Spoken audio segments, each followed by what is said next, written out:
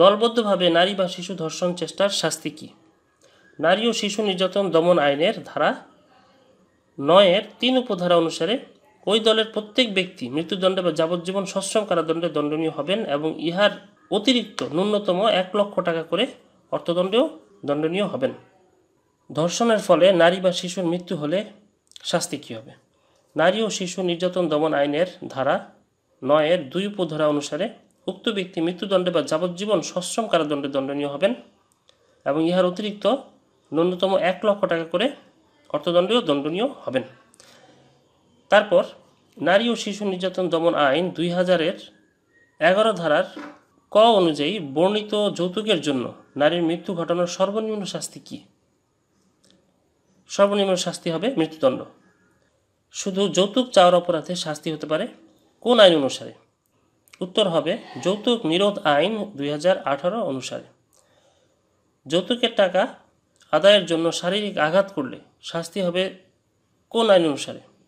নারী ও শিশু নির্যাতন দমন আইন ২০০০ অনুসারে।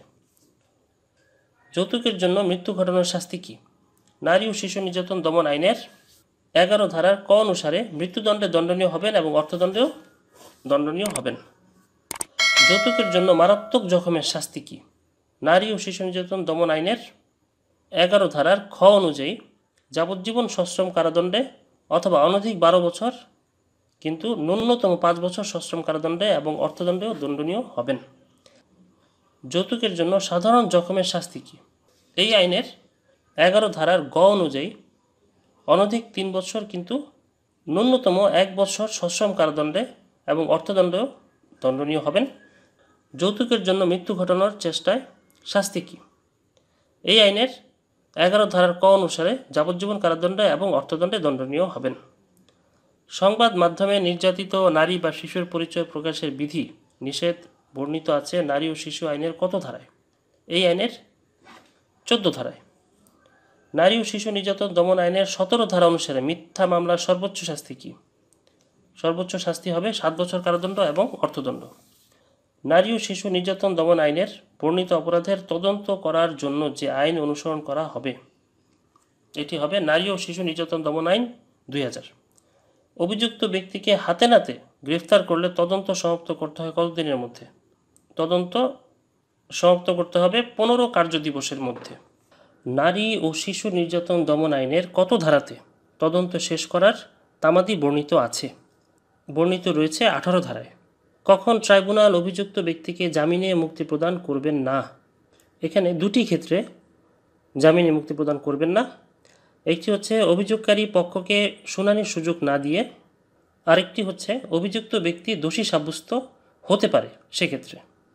তারপর নারী ও শিশু আইনের অধীনে ট্রাইব্যুনাল কখন একজন আসামিকে জামিন দিতে পারেন? এখানে ৩টি ক্ষেত্রে একজন আসামিকে জামিন দিতে পারেন। প্রথমটি হচ্ছে আসামি যদি শিশু বা নারী হয়, অথবা অসুস্থ হয়, অথবা ন্যায় বিচারের স্বার্থে। তারপর নারী ও শিশু নির্যাতন দমন আইনের ১৯ ধারা ছাড়াও ২০ ধারাতে অভিযুক্ত ব্যক্তি কখন জামিন পেতে পারেন? ট্রাইব্যুনাল ১৮০ দিনের মধ্যে বিচার শেষ করতে পারলে। নারী ও নির্যাতন দমন আইনের অপরাধের বিচার হবে কোন আদালতে? বিচার হবে ট্রাইব্যুনালে। কতদিনের মধ্যে ট্রাইব্যুনাল বিচার কার্য সমাপ্ত করবেন? এটি অবশ্যই ১৮০ দিনের মধ্যে সমাপ্ত করবেন। কোন ধারায় অপরাধ ট্রায়াল ইন ক্যামেরা হতে পারে? নারী ও নির্যাতন শিশু দমন আইনের ৯ ধারায়। নারী ও শিশু নির্যাতন দমন আইনের আওতায় অপরাধ করলে শিশুদের বিচার হবে কোন আইন অনুসারে? সেক্ষেত্রে শিশুদের বিচার হবে শিশু আইন ২০১৩ অনুযায়ী। পলাতক আসামির অনুপস্থিতিতে বিচার শুরু করার আগে সর্বোচ্চ কতদিন সময় দিয়ে বিজ্ঞপ্তি দিতে হবে?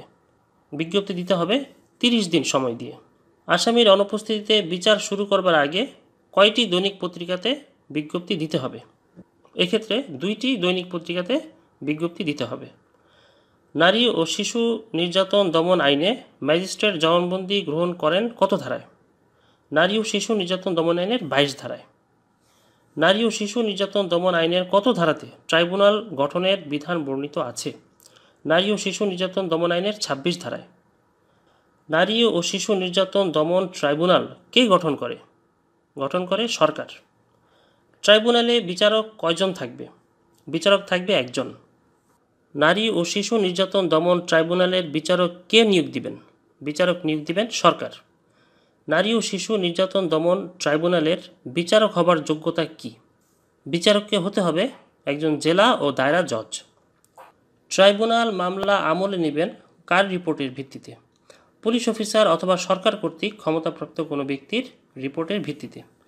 সরাসরি নারী ও শিশু নির্যাতন ট্রাইব্যুনালে মামলা করলে অনুসন্ধান রিপোর্ট ট্রাইব্যুনালে জমা দিতে হয় কয় দিনের মধ্যে? জমা দিতে হবে 7 দিনের মধ্যে। নারী ও শিশু নির্যাতন দমন ট্রাইব্যুনাল সর্বোচ্চ কী দণ্ড দিতে পারেন? সর্বোচ্চ মৃত্যুদণ্ড দিতে পারেন। নারী ও শিশু নির্যাতন দমন ট্রাইব্যুনাল মৃত্যুদণ্ড দিলে কার অনুমোদন লাগবে? এই উত্তরটি আমাদের কম বেশি সবারই জানা। অনুমোদন লাগবে হাইকোর্ট বিভাগের। ট্রাইব্যুনালের দণ্ডাদেশের বিরুদ্ধে আপিল কোথায় করতে হয়? আপিল করতে হয় হাইকোর্ট বিভাগে। নারী ও শিশু নির্যাতন দমন আইনের অধীনে গঠিত ট্রাইব্যুনাল কতদিনের মধ্যে বিচারকার্য সমাপ্ত করবে? বিচারকার্য সমাপ্ত করবে 180 দিনের মধ্যে। নারী ও শিশু নির্যাতন দমন আইনের অধীনে ট্রায়াল ইন ক্যামেরা কোন ধারায় বর্ণিত হয়েছে? নারী ও শিশু নির্যাতন দমন আইনের 20 ধারায় বর্ণিত হয়েছে। নারী ও শিশু নির্যাতন দমন আইনের অধীনে ট্রায়াল ইন অ্যাবসেন্সিয়া কোন ধারায় বর্ণিত হয়েছে? নারী ও শিশু নির্যাতন দমন আইনের 21 ধারায়। নারী ও শিশু নির্যাতন দমন আইনের অধীনে ট্রাইব্যুনালের রায়ের বিরুদ্ধে আপিল করতে হয় কোথায়? আপিল করতে হয় হাইকোর্ট বিভাগে। ট্রাইব্যুনালের রায়ের বিরুদ্ধে কতদিনের মধ্যে আপিল করা যায়? আপিল করতে হবে 60 দিনের মধ্যে। নারী ও শিশু নির্যাতন দমন আইনে শিশু বলতে বোঝায় কত বছর? অনধিক 16 বছরের ব্যক্তিকে শিশু বোঝানো হবে। দহনকারী, ক্ষয়কারী অথবা বিষাক্ত পদার্থ দ্বারা নারী ও শিশুর মৃত্যু ঘটানো বা মৃত্যু ঘটানোর চেষ্টার দণ্ড কত? মৃত্যুদণ্ড বা যাবজ্জীবন কারাদণ্ড এবং অনূর্ধ্ব 1 লক্ষ টাকা অর্থদণ্ড। নারীর আত্মহত্যায় প্ররোচনার শাস্তি কী? অনধিক 10 বছর কারাদণ্ড অথবা ন্যূনতম 5 বছর কারাদণ্ড এবং অর্থদণ্ড।